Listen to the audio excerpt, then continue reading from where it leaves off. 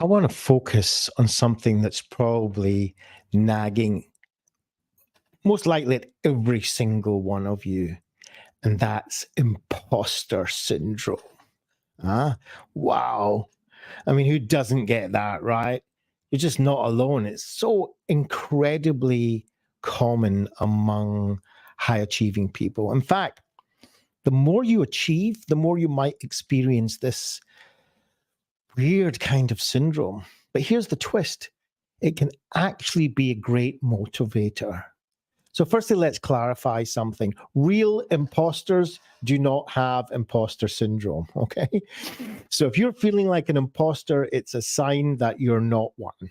Let's start with that. You're just someone who's striving for more and have this push, and that's a good thing.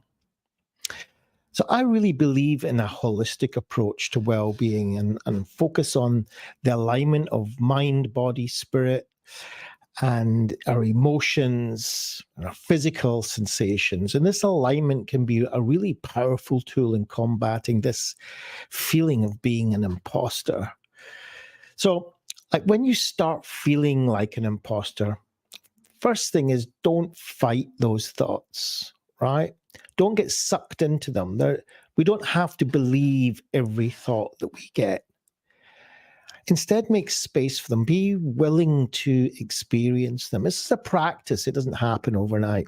One of the things we can do is we can kind of think of these thoughts, whatever our mind's telling us. Oh, you're not good enough.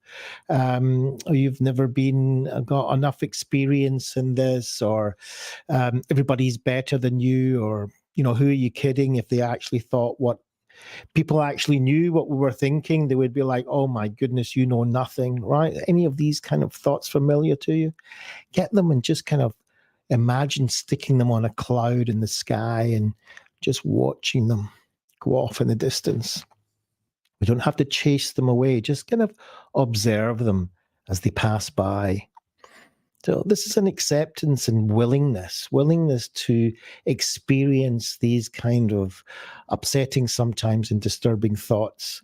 And it's a way of kind of lessening that emotional grip that these thoughts can have on us and kind of really get all that distressful biochemistry going.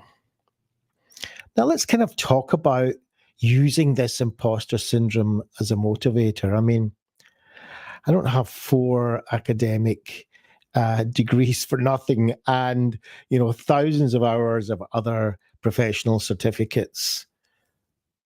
And we have to kind of put this into perspective. So on one hand, it can be a real motivator, get us to do the next thing. We're really quite powered to learn more, to achieve more, and that can be really great. And it can really push us to work smarter and be more flexible, and continually adapt our strategies.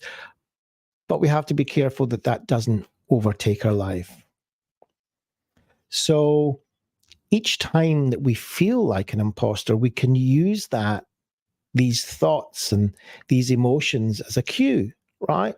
A cue to evaluate or reevaluate our strategies and goals. Are we on the path that we really want to be? Is this something that we can learn to do better? Is this in line with what's important to us? Really, deep down, is this a part of our value system? Is this how I want to show up? Is this what I want to contribute to the world? And this constant reevaluation can lead us to a better quality of work and life.